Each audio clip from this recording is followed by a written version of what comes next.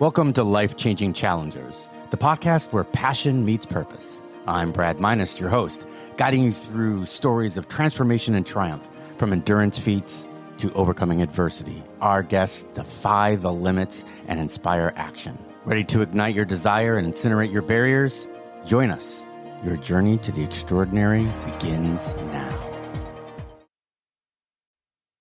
All right, and we're back. Hey, it's Brad Minus with Life-Changing Challengers, and I am so excited because all the way from New Zealand, we are meeting with today Jarrod Bruce Lee, who is the CEO of the Daring Academy. He's a fitness and nutritional expert, and he's got an absolutely amazing story. So, hello, Jarrod. Brad, thank you for having me here. I'm excited to dig on it and see what we uncover and find today. Yes, me too. I always start out with the same question every single time. So can you tell us a little bit about your childhood, the complement to your family, where you grew up, and what kind of environment that you grew up in? Yeah, so my parents were raised in Taiwan, and I was born in Taiwan, Taipei. At the age of 4, we immigrated to New Zealand, Auckland, New Zealand. There's a bit of backstory there with my parents. There's some dramas. I won't get into too much of that because that's their story, which caused us to get to go to New Zealand. Part of it was also physical education as well, that different environment. My brother, he's a burn survivor, so that was part of the situation, got us to move. And then at age of 4, being in a new country, I wasn't consciously so much aware of it, but looking back, I am very much aware now. Being in a new place, not speaking the language, feeling that kind of out of sorts, that was quite stressful. I mean, being young, right, 4, you can adapt a lot quicker. You can learn the language, all that. And yeah, so at age of 4, grew up in Auckland, New Zealand. I remember at first, I would say maybe 3, 4 years, 5 potentially even, of my childhood, probably, I haven't thought about this for a long time now, Brad, actually, but making friends was it was challenging for me. So it wasn't an easy thing. I always felt isolated. Yeah, isolated and being at school. And there was this like a disconnect where almost like a two personalities going on, because there's like me at home and then there's me at school. Yeah. So do you attribute to the fact that maybe it's because you spoke Chinese at home or Taiwanese at home, and then they were speaking, now in New Zealand, they speak English, right? English. Yes, absolutely. Yes. So was that your disconnect? You think? I mean, obviously at 4, 5, 6, our brains are very malleable. So obviously you can pick up English, but do you feel like that was probably, where there was a disconnect, an isolation? There's a language barrier, right? And then there's also like a culture thing. So where my parents, they had to adapt, and my parents, they didn't really speak that much English. They learned, but feeling, there's like a culture. I still remember now a culture clash. Almost even at school, right? I'm expected to be someone completely different to someone I'm at home. There's that going on. Yeah. Oh, and there's a lot of that still. We've got people who immigrate from here in the United States. They come from Mexico, or obviously we've got this issue going on right now, but they speak Spanish only. Mm-hmm. And so we have that. It's still going on today. So obviously you just experienced the same thing. Yeah. Yeah. I guess maybe it's interesting to speak about this now, Brad, because I guess I had this minor, which we'll about even between the body side of things. Yeah. This was something I really dealt with maybe my more teenage years and early 20s. was a massive deal for me, but remembering now is quite interesting because I think I've gone past a lot of it. But at some point, there was some racism going on at school, right? So maybe it's comments, laughing at the food I brought to school, or I still remember being at age 10, wanting to play with a lot of the other guys. They were playing soccer and doing these things, but I was not invited. I wasn't allowed to be there because I looked different. And there was this moment where there was this bubble gum from Taiwan that I brought to school, and one of the guys was like, "What are you having?" So I gave him one of it. And then some of the other guys were curious too. And then I shared that bubble gum around. And that was the initiation of like, hey, this guy's okay. He can join us. Oh, great. But I remember there's different moments, if you carry on even to the age of, was 13 at high school, when I was, in the rugby fields playing rugby with my classmates and some other guys. And one of the other guys was, I won't share his name. I remember his name. He was looking at me. He was like, what's this fucking Asian doing here? What's he fucking doing here? And all that, these moments add up, Brad, where it's really stung to my heart, where I carried this message for such a long time that being me was wrong, that my skin color was wrong. I'm not okay. I'm not okay.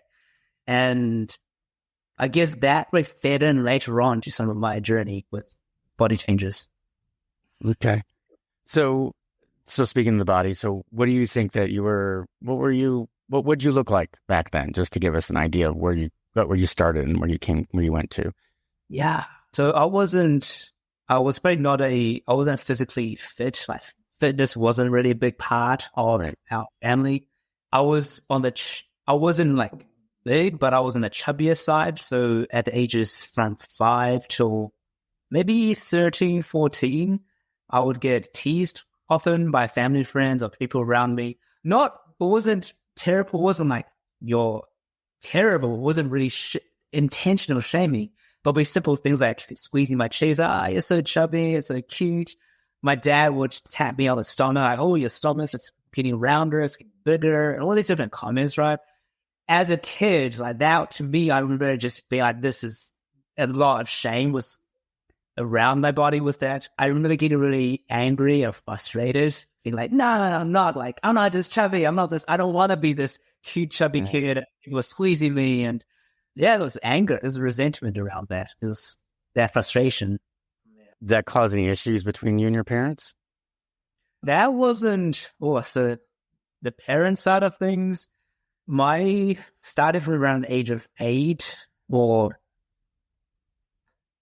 I can remember clearly, but I came from a family where there's a lot of codependency. If the audience don't understand the term, it's just emotions, everything's just intertwined.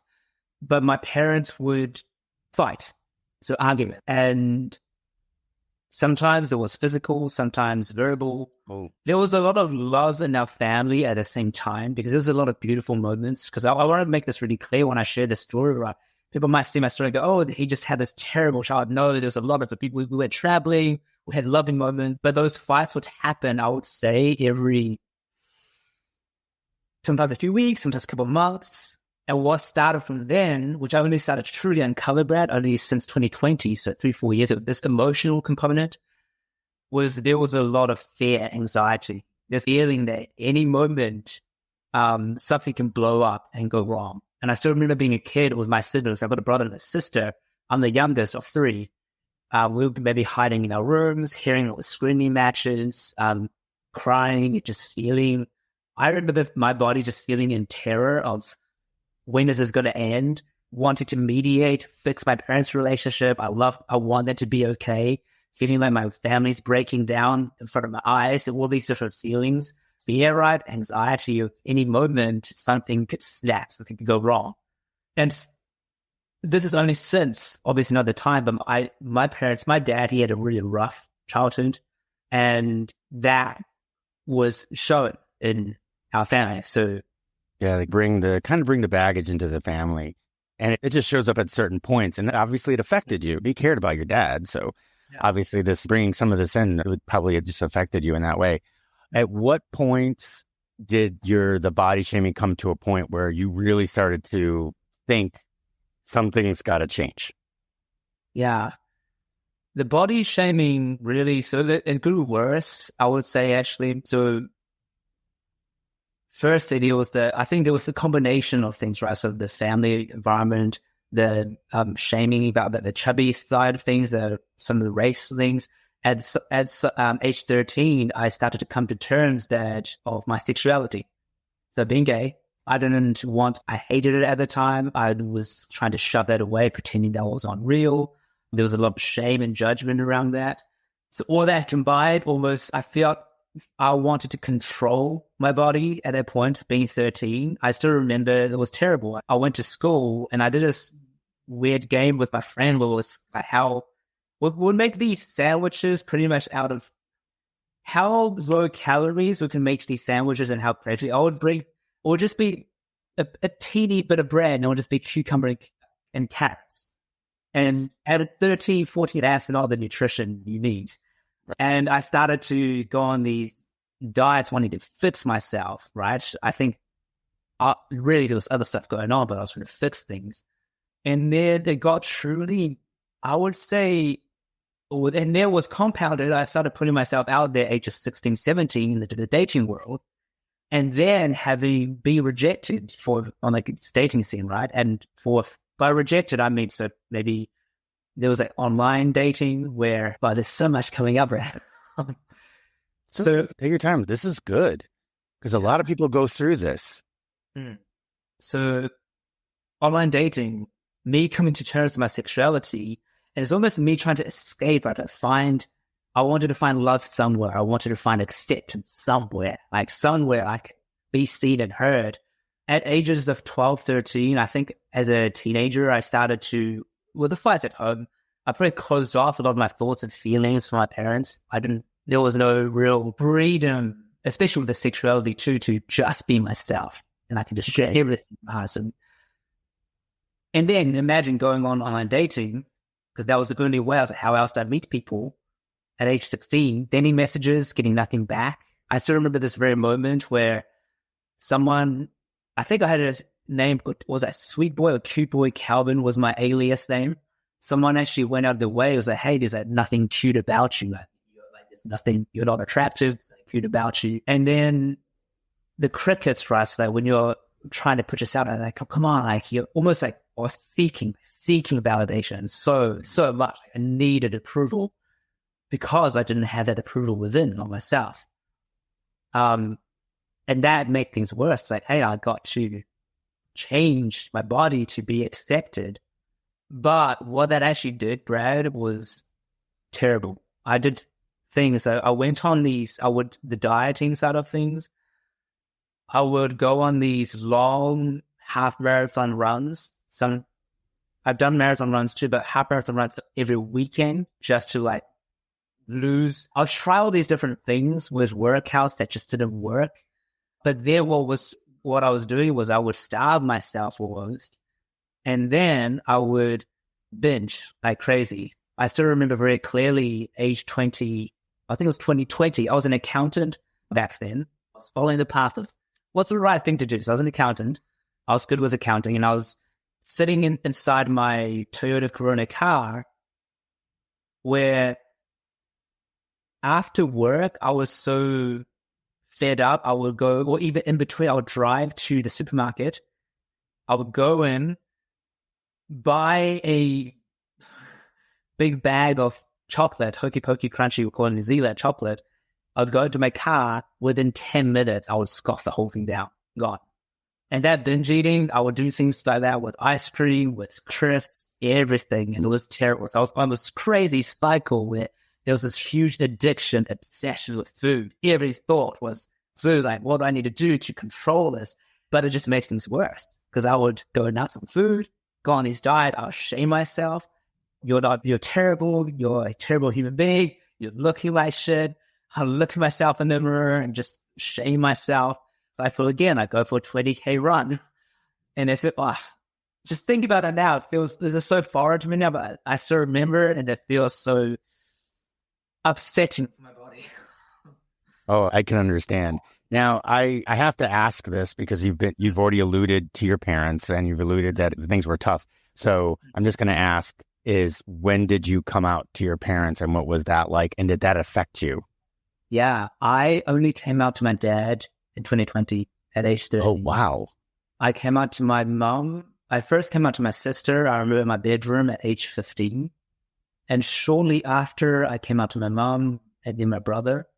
I was very fortunate because I was actually a phone counselor for kids. So there was this program where I could learn to be a phone counselor. And I had this supportive environment where all the phone counselors was gathered together. There's like 30 of us, all high school students. And then we would talk about our stuff. So our emotions, what was going on. So I came out in that space, which made me feel the most confidence in doing that. So I was very lucky, fortunate, Brad. My mom it was a bit of a shock and adjustment. She didn't think she knew anyone that was gay in her life. I was like, no, maybe just we don't know they are gay. But she gave me a hug. Like, she loved me. Like, she loves me. I'm so grateful for her. My sister, brother, I'm very blessed in that. They were very accepting. So that in itself was fantastic. On the front of my dad, there was a lot of fears that if I came out, I don't know what could happen. So I kept that for so many years. Yeah, I can imagine that the fear there. Yeah, I had a little bit of fear of my father as well. It wasn't for that. Unfortunately, for me, it was a brain thing. I felt like I wasn't smart enough for him to make him proud of me. So it's totally on a much lower level than that, but I can understand that fear. I totally understand that fear. So so you got the acceptance of your sister, your brother, your mom, still had this fear going on with your dad, which is totally understandable, and it's not abnormal. And you're still fighting this body shaming, the how you see your body, and you're not satisfied with that. And then you said that you went on the binge purge, not purge as in, what we think of it, but as diet and exercise, to the point where you burn the calories and then put them right back in. You burn the calories and put them right back in. I have clients that do that all the time. Understandable. Where's the point? Where's the shift, and how did it shift where you finally said, all right, enough's enough. I'm going to crack down. I'm going to learn, and I'm going to do this for me. Where did that happen, and how did it happen? Yeah. Thank you for that. So I still remember the moment very clearly, but just before that moment, I was going to the gym. I started going to the gym. This was all months running and gymming, and I remember there was this personal trainer, Jo, beautiful woman. I remember she just had this beautiful smile, really, just a lot of good energy. And I just remember having this casual conversation. I just asked her, so, hey, Jo, what is it like being a personal trainer? And then she asked me, so what do you do? And I told her I was an auditor. It was like a big four fancy accounting firm, which all my family, friends, and people were like, yeah, Joe's doing amazing. But my soul was not doing great. I was really upset. I wasn't happy with what I was doing. But I remember her saying to me, like, hey, you've got so much energy and you got so much personality. Like, I see you doing something different. Anyway, she gave me this card to this fitness nutrition school. Long story short, I was on this phone conversation with a consultant where he asked me all these questions. Like, hey, so what if you could be healthy, fit? What if you could change people's lives? What if you could do these things? And I remember sitting in the office on the phone and then hanging up and then just sitting there asking myself, what if I could really change my life? What if I could not just transform my own health and well-being, but then change the lives of others? Even if I change one person's life, wow, how incredible would that be? There were a lot of fears and doubts, right? Like, hey, like, who are you? Like, you're not in great shape. You're not healthy. Who do you think you are to help other people? But that what if, bro, was so powerful. It completely opened my mind up. And I made this decision from that point of, hey, you know what? I'm going to quit accounting. I'm going to leave this thing. I want to just pursue helping other people. I'm going to go all in. And when I made that decision, that's probably the solidifying moment in my life, bro, where I just said, for the first time, I'm doing something just 100% on my own accord, trusting my instincts and the regards of anything else outside of me. Because I remember people was like, Jarrod, what are you doing? My manager at the time was like, are you sure you want to do this thing? You've studied so much, you get your qualifications, degrees. I had a lot of doubt thrown at me out of good intentions, right? They're afraid, like, hey, personal trainers or nutritionists, they don't make a lot of money. You can't, what are you going to do if it fails? But I remember the moment just telling myself, you know what? If I can change my life, I'm going to do everything I can to try, and I'm going to fall flat on my face. I'm going to keep on trying. If everything fails, that's okay, because I've at least said to me that I've gone in and did it. I don't want to be at the end of life looking back and say I just stuck with something because I had to and never tried. And that was the defining factor, which changed everything of my life. And so you just quit. You talked to this guy on the phone. You said, "Hey, we're gonna start this school," and you went to your job and said, "Okay, this is what I'm going to do, and I'm done." Yeah, yes and no. It's because there's like a notice period what I had to give. Right. So I started studying, and then I had 6 months of. I gave the 6 month beforehand. I said, "Hey, I'm leaving." Well, you have 6 months. Wow. Here it's yeah. And you're lucky if they tell you that you can have the 2 weeks. So that's interesting. But I had to, I started getting the demotion whilst that was happening. But I was very fortunate, right? Because the philosophy where I was learning at, we learned a lot of the science, the physiology, all of the above, but there's a big component on the mental side of things, the mindset. And one of the things of nutrition was enjoy your food. There's no bad foods. Even for tea, some people didn't like this, but I thought that was great for me mentally. They would have chocolate, like tip chocolates. It wasn't just salads. Right. For tea, it was served chocolate, it was served. And I remember this freedom of being told you can get in shape, be healthy, and still enjoy your foods. You don't have to just diet. So that was the first time in my life going, oh, wow, is that really possible? And that changed things because giving me that permission to enjoy things almost took away a lot of that attachment and that weird thing with food where there was a bit of a period where I was like, okay, I'm just going to have a lot of chocolate. I'm going to do all these things. But at some point, I was like, actually, you know what? I actually want to eat healthier because I want to start nourishing myself. Yes. It was no longer about fixing my body to look a certain way. It was no longer about cutting things down. It was going, how can I serve my body the best so I can feel at my best and function at my best? Yeah, there's a definite connection with starting a challenge or building up your body and food. It's to a point where one offsets the other. So, and I talk about this all the time. And this is my biggest thing that I found is that when people go out on challenge. So I deal with people that are using some sort of challenge. That's why this is called life-changing challengers. They use some sort of challenge where they challenge themselves but in such a way that they get fit and they learn nutrition on the way. Those aren't the goals. The goal isn't aesthetics or nutrition or learning about that stuff. It's about the goal. So for instance, one of my clients was 240 pounds. She was 5'1". And instead of going, okay, well, I'm going to go to the gym. I'm going to learn about nutrition. I'm going to do this diet. She goes, I'm going to do an Ironman.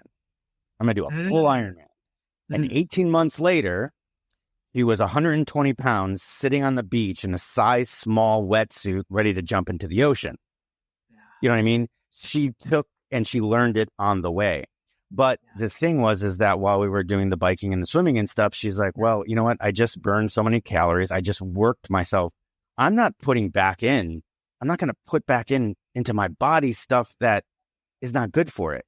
Right. So here you're on this challenge for yourself to feel better about yourself, both inside and outside. And then they gave you the permission to enjoy your food. And you're like, okay, I'm going to enjoy my food, but I'm not going to put crap back in because I just worked myself and I've been striving to get better.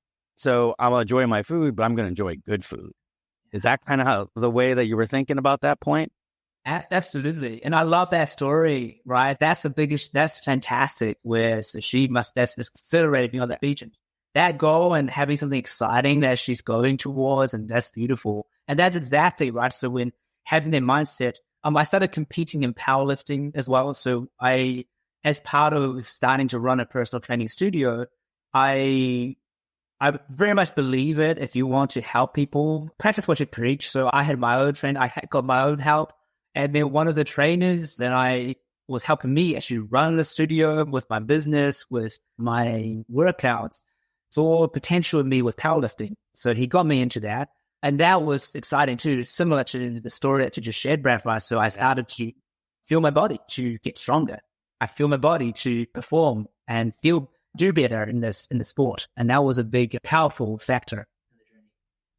So like I use this experience. You said you use powerlifting and that you probably saw, powerlifting. I know I see it with some people in the gym that started it and their body changes so fast when you're doing powerlifting. So I can imagine. So you use that as your challenge as powerlifting. That's fantastic. So I want to step back here because all of a sudden you just start talking about a summit. Yes. No, that's fine. Hey, you told the story. I'm cool, but I'm interested so here in the States, most people, they'll get their personal training certificate and then they'll go work in a gym And then if they got enough going on and they got enough finances and they can get it, then they'll start their own studio or they'll start a gym or whatever. But you're saying, what it sounded like is you got your certificate, you got trained in it, and you opened a studio. Yes. So it was, but there was some factors there. So it was a home studio. So on space of home, I also started running boot camps in the park. But when you asked that, right, that's true. But I didn't see myself paying rent at a gym. I didn't see myself.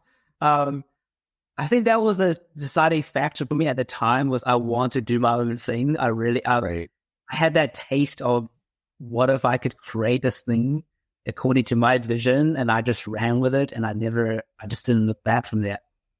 Nice. Yeah. So was that the birth of the Daring Academy? No, so it started with Bruce Lee personal training. Of course, capitalized on it. You go, man. I get that. If you got it, use it. I completely agree.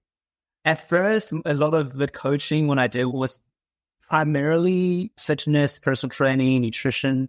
Obviously, as you build relationships with clients, they will share personal challenges too, and I would be there to listen and that. But it's the coaching I do now has transformed.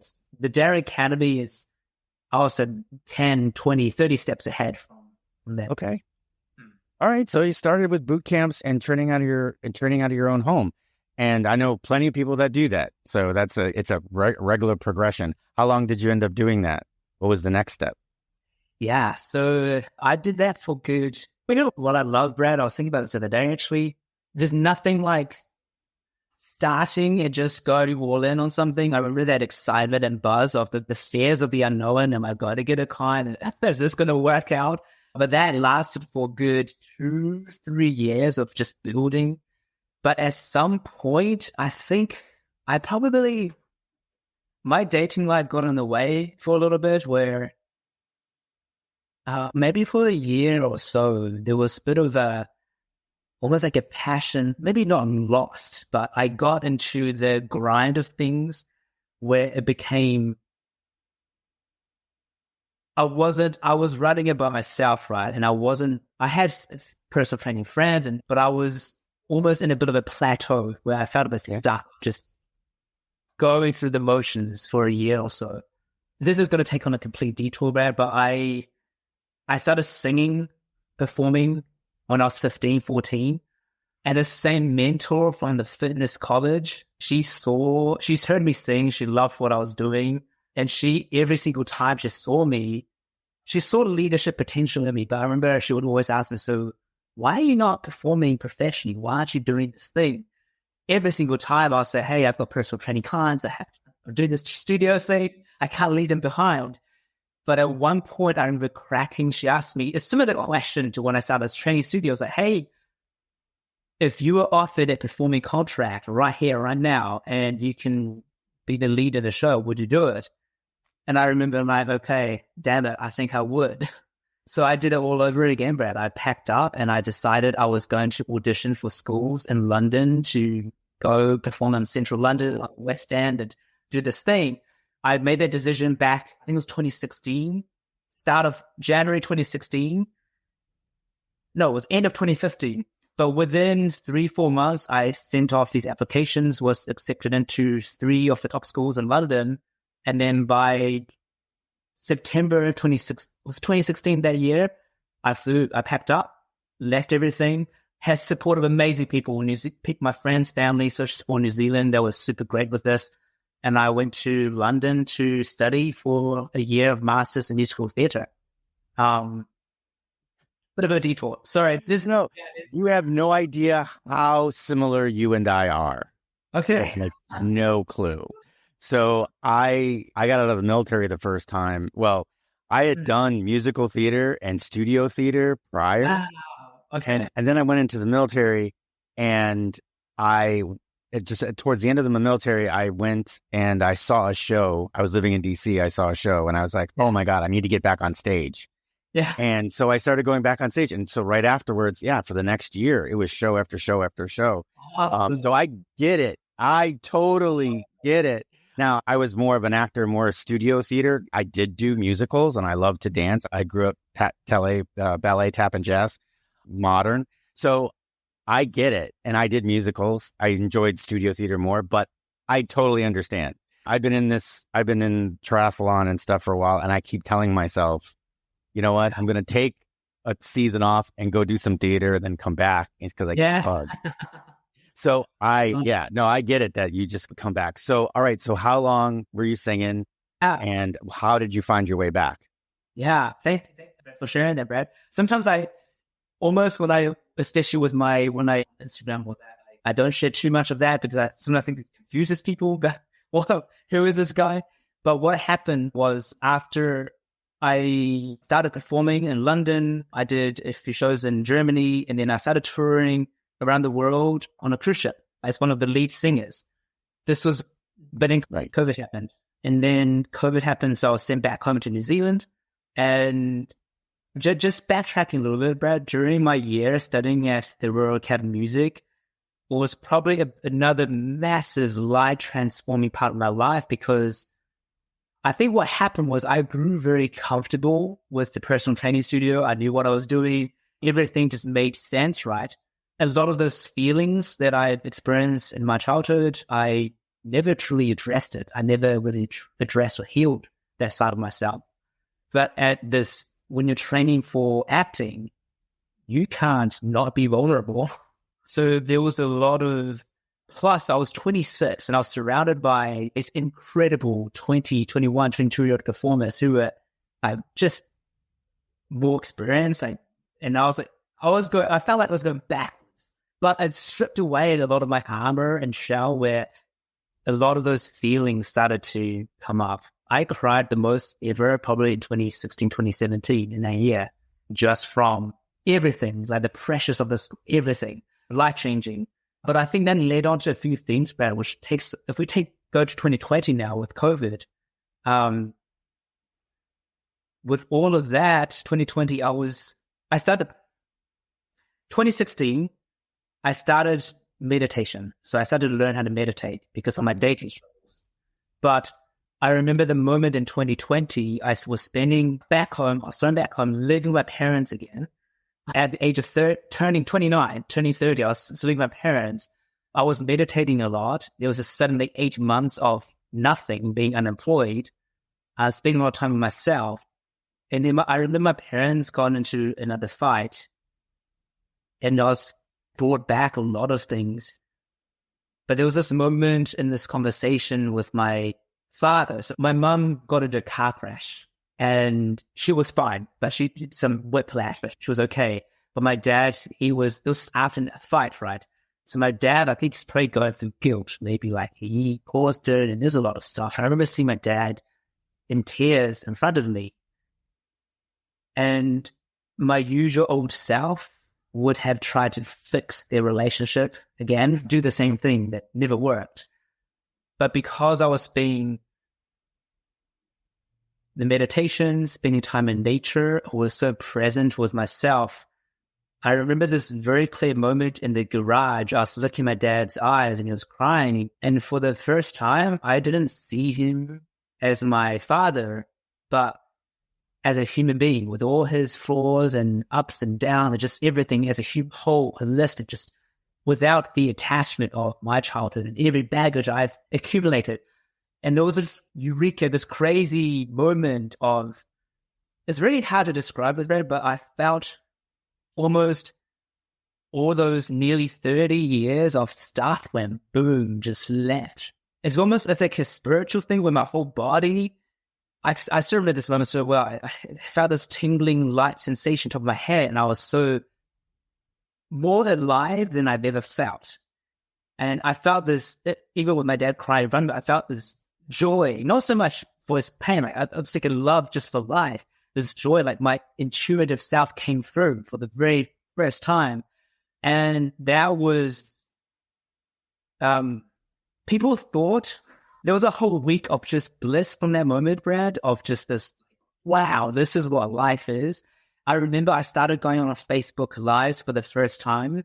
Friends, family, they thought I was losing my mind. They thought I was going nuts. Like they was like, Jarrod, what's happened to this guy? Like, what is going on? People were worried for me. Like, is he okay? But that is another key moment, Brad, that life-changing. My life has gone like upwards from that moment. I actually, when people say losing my mind, losing your mind, that losing my mind is a damn good thing. Because that mind carried so much, that they carried a lot of things that weren't serving me. So for the first time, I experienced this bliss I didn't truly experience before. And Do you think that a lot of what was going on was that not only did you already fear your dad, but because you also didn't share a piece of you with him, and you kept having this fear, but the ability for him to cry in front of you let the fear go. And with letting the fear of your dad go, now you see him as an equal. He's not somebody that's so far above you. He's an equal. He's a man just like you. And that kind of said, hey, you know what?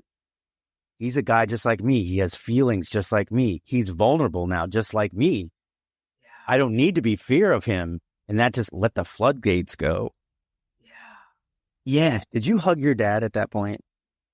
Yeah, we had, I think at that moment,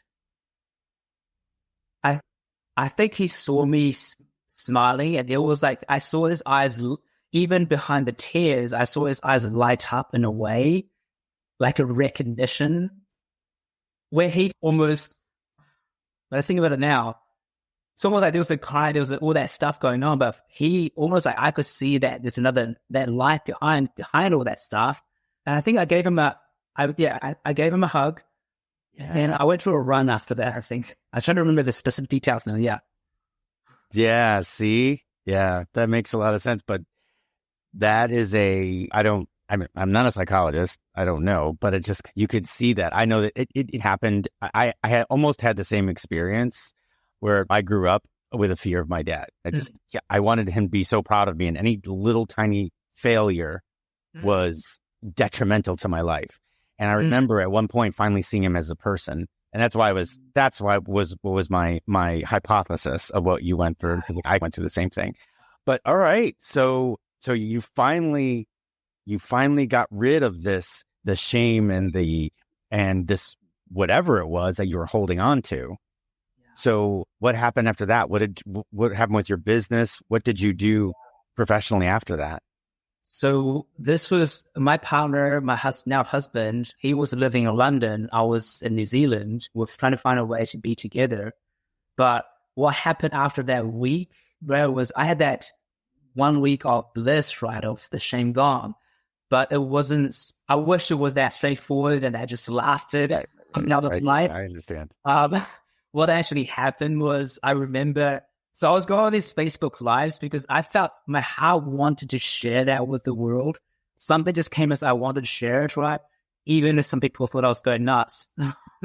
On the last one of the last shares, I started talking about mental health. And I remember one of my friends and was on there, and some of his family. And right afterwards, I started Facebook Lives. Logically, people come on, and probably most people would jump off. People are busy, do things. But in that moment, because I was talking about mental health, I started panicking afterwards, because some of my friends at that time, they had mental health struggles. I was freaking out that I said the wrong thing. Other the story in my head of, Jarrod, you said something and you really hurt these people, and that's why they came on and left, which is completely rubbish. But in that moment, my smile made it real. And I had my first ever panic attack. I think what was going on, when I really look at it, was this bliss moment. But then all of that stuff, it doesn't just disappear, and that shame doesn't just go away and just gone. That all flooded back. So that panic attack, what it did for me was the best thing, because then I just seeked out help. I found a beautiful spiritual counselor. Her name's Nancy. I still meet her at the moment, where I started the healing process at a deeper level. And that unlocked things where I started to heal at such a level where acceptance and look, everything I shared with you just now, Brad, I would not have dared share it beforehand. I would have guarded that close to my chest, feeling so much shame about it. Like, all of this is not okay because I was not in tune with accepting of my feelings. But from doing the work, sharing this is some of the stuff is not comfortable, right? But there's like a self-acceptance. And from that moment, I had this, I would say downloads, this like a strong intuitive knowing, like, Jarrod, you need to get back onto this and you need to do this work, help other people with this. Because what you're going through right now isn't just for you. You didn't heal your heart just for yourself. This is powerful and you can help other people, not just with their bodies, not just with the physical thing, but their mind, their emotions, and do the whole thing. And there was this calling, like, Jarrod, your healing is to heal other people, like, do this thing. And that voice was strong. Just like when I left accounting for personal training, this one was stronger. And that was when the Daring Academy was formed. Nice. I just want to step real back. And then this is going to make you think for a minute. So in order to get to that point where you're able to release what you did, and then realize that there's more to it, do you think that would have happened without the fact that you were already in shape? So basically what I'm saying is, did that physical fitness that you had and then having the confidence to go to London and do that and then come back allow you to give the tools to release it and then realize that you had to go deeper? Would you think that would have happened if you didn't go through the fitness journey first? Yeah. That's such a question, Rel. I love that. Everyone's in their own path, right? Journeys can look so different for everyone. But for me, I think everything was laid out the way it was meant to, because pursuing physical fitness, getting into powerlifting, pursuing musical theater, all of that gave me so much confidence and courage to follow my heart, to follow what felt good and true. And it's every single time, right, when you do something that's scary, but builds confidence. It's like it's almost like today, life can throw me so many different challenges, and there's like a knowing, like, hey, I can handle this because I've already overcome so much. So every piece of that gave me the courage to explore the emotions, to say, hey, Jarrod, maybe it's time to go where truly, really it's got to uncover things. Whereas before, no, I would say probably not. I'll probably be too afraid to truly go there. That's amazing. And it's an interesting thing because if you listen to like Andrew Frisella, do you know Andrew Frisella? He does this thing called 75. Have you ever heard of 75 Hard? Yes. Okay, so he's the guy that developed that. His name is Andrew Frisella, and he's like a straight shooter. He's like Joe Rogan, unpolished. Yeah. You know, he's straight shooter, like David Goggins, just like really just hands it to you. You know what I mean? No filter. So I don't know where I was going with that now. Okay. But anyway, but that's what basically is like, these guys say, okay, start with fitness and you'll move into this mental aspect. It's like you get yourself into that point where you have the confidence now to move into the mental aspect. And then the mental aspect actually gives you even more energy and internal desire and motivation to keep going. And you seem to have followed that path, which is over the last, this is my 6th, 7th episode, 9th episode, I think. And I've seen that. And that's the reason why I had to ask you, is because I'm actually seeing patterns. And it's different it's a different route for everybody, but it seems to, hey, start with the body, which leads you into the mind, which makes your body stronger, which makes your mind stronger. And then they come up with this spiritual path, which is what you seem to have. So tell me about the Daring Academy and tell me some about, give me some great anecdotes about some people that you helped and what's the process that people go through with you? Yeah. So we start off, we have a flagship 10-week program, but I'm learning every day. Brad. So every single person I help, it's an honor, and I learn new things. And I'm training too, so that breath work and ice therapy. There's a lot of new things. Hypnosis, I've been training along this journey. But essentially what I do with each single person is there's a system in place of workouts, that program there, the nutrition, that these are the things to do. And there's accountability. And then we also have group sessions where we group together, we come on and we talk about the challenges, different things they go through. But I would say that at its essence is me using everything I've gone through, every challenge I've overcome, and that vision, and taking all that belief, because I've seen this so many times now. I've done it for myself, and I've seen so many clients go through this. I see what they could do. And a lot of times when they come to me, they go, Jarrod, but you don't know my story. I can't lose 10 pounds. I can't lose 20 pounds. I've been trying. I can't get in shape. I can't do this. There's a lot of mental barriers, right? I'm too busy with work, a lot of stuff going on. I'm too addicted to alcohol. I've never been fit my whole life. So I'm going to share one story on this. Is this guy, he found me. So I was on Queerty magazine. He found me from the magazine article. I remember our very first conversation. I had so much belief in him. He was sharing his struggles. His father passed away, which kind of triggered him to look after himself better.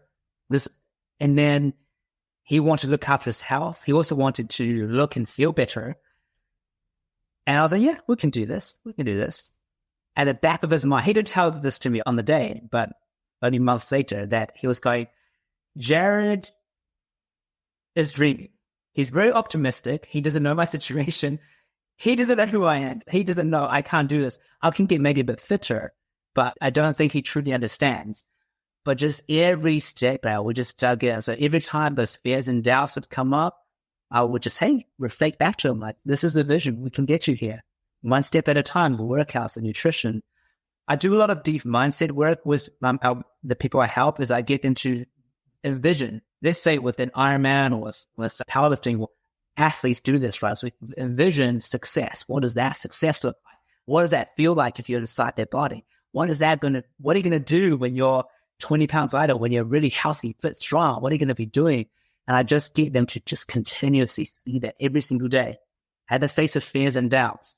He went from someone who's never been truly fit in his life and he always struggled to a year later being the golden fitness boy in his family, friends.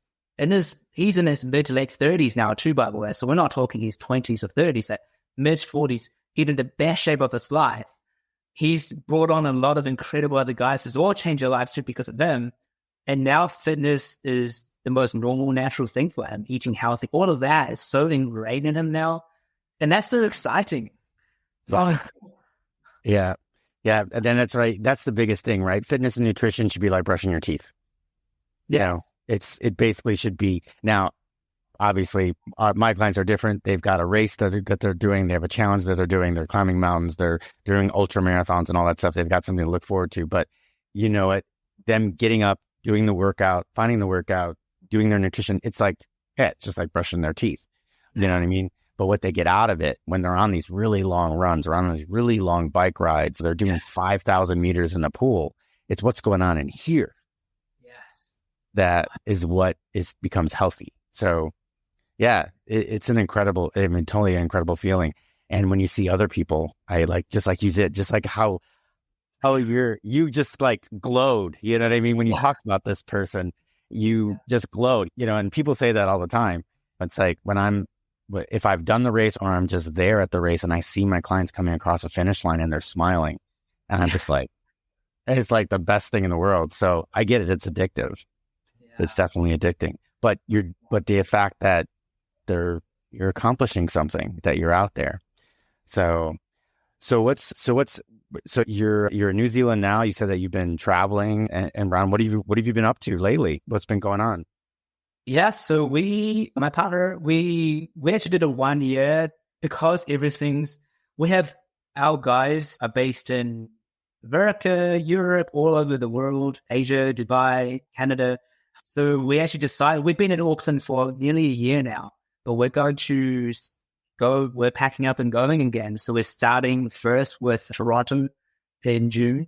And we're going to go around and meet new people. And I'm all about, I think the longer I've lived, it's just trusting in intuition and following what feels truly right. And it was only a month ago where we decided there's a calling for us to go. And I just said, hey, let's pack up and go. It's going to mean selling all our furniture and everything, but that's the hardest. It's taking us to something exciting. Well, if you find your way from Toronto and you get yourself down to Florida, you got to look me up. And because I would love to meet you in person. I think it would be an amazing experience, and have a cup of coffee or tea or whatever, or beer even, and chat. I would love that. So if you're doing all those travels, just make sure you keep in contact with me. But on that matter, how can people get in contact with you and maybe learn a little bit more about the Daring Academy? Yeah, so the best way to reach me, firstly, the Daring Academy, primarily the community is for gay men, so targeted just because of gay men body image struggles. There's a whole thing there. I do have VIP one-on-one clients with all genders, all orientations as well. But the best way to find me is the Jarrod Bruce Lee, Jarrod, spelled on the screen here, Bruce Lee, on Instagram. You can reach me there. If any of this resonates, I would love to hear anyone's stories that they want to share that. Send me a DM. It's always open. It's also www.thedaringacademy.com, where you can find me over there. But Instagram's the best way to actually have a one-on-one real conversation. I think that's always the best way to move forward. Excellent. Well, I will make sure that I put that in the show notes. So, hey, look for those links and follow Jarrod Bruce Lee on Instagram. I've seen some of his things on there, and it's pretty amazing. I don't know who's your photographer, but he's really awesome. So take a look at some of his stories. And if you want to get in touch with him, go ahead and DM right there on Instagram. Check out thedaringacademy.com. And Jarrod, man, it has been a journey with you. It has been so great. I so appreciate you coming on, and you're in New Zealand and I'm over here. So again, I guess we're talking to the future, because for you, it's actually 4/4, right? It's April 4th. Yeah, it's still April 3rd over here. So we're still talking to the future. I love that, Brad. I love that. So again, thank you. Thank you so much for joining us. I really appreciate it. I think it's an amazing experience. Thank you for having me, Brad. It's an honor and pleasure, and hope someone gets something from this conversation today. Oh, I'm sure that they did. And for all of you, thank you very much. And we will see you in the next episode. Well, that wraps up another episode of Life-Changing Challengers. I'm your host, Brad Minus, saying thank you for joining us on this journey of transformation. If today's stories inspired you, please take a moment to review, share, and follow us on your favorite podcast platform. Your support helps us reach more listeners and create an even bigger impact. Remember, every challenge is a chance to grow. Until next time, keep pushing, keep challenging, and never stop pursuing your extraordinary.